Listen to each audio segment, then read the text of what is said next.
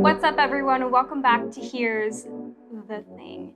Harry Styles' new album, Harry's House, just dropped last Friday, May 20th, and I have some thoughts.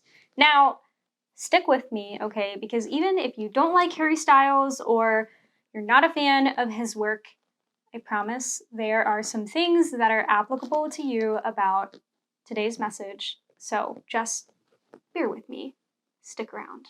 So after listening to Harry's album a couple of times, I decided to not just give my take on the music, but to really look into the history of its making. So I watched an interview with Harry Styles and Zane Lowe on Apple Music to see what this album is all about, and wow.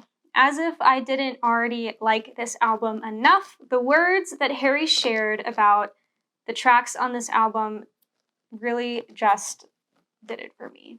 In this interview, Harry shares his philosophy of life and how he believes that life is all about moments, which, quite frankly, I don't disagree with.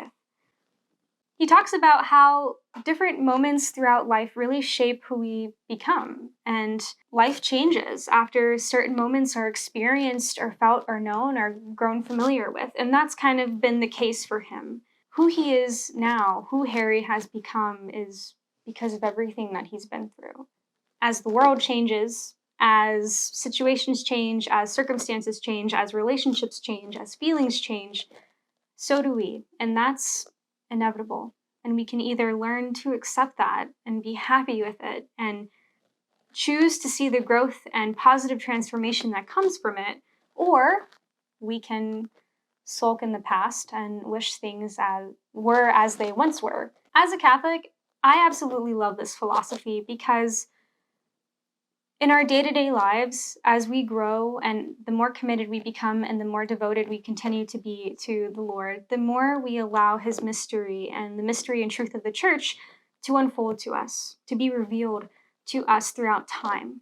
Things are constantly changing, and that is something that is out of our control and something that we are actually called to accept, something that we're called to be happy about, because being made in the image and likeness of God and being adopted sons and daughters, we're not called to remain stagnant. We're not called to remain still. We're called to change. We're called to grow. We're called to be elevated in our faith, in our belief, and in our identity as his.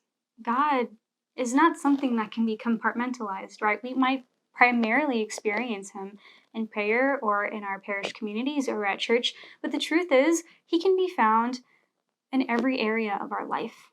Talking to people in late nights, reflecting on old memories, he is there. He is with us, and he remains with us if we allow him to. And these experiences that we have, these moments that we have that are transformational, can be all the more when we allow him in.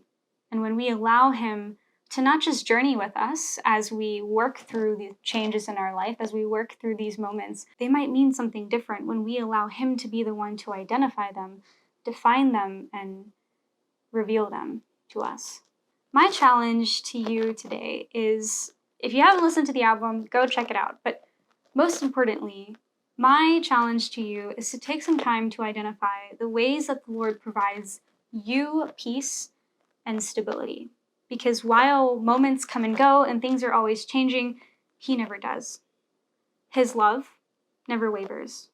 And who we are to him has always been the same, beloved.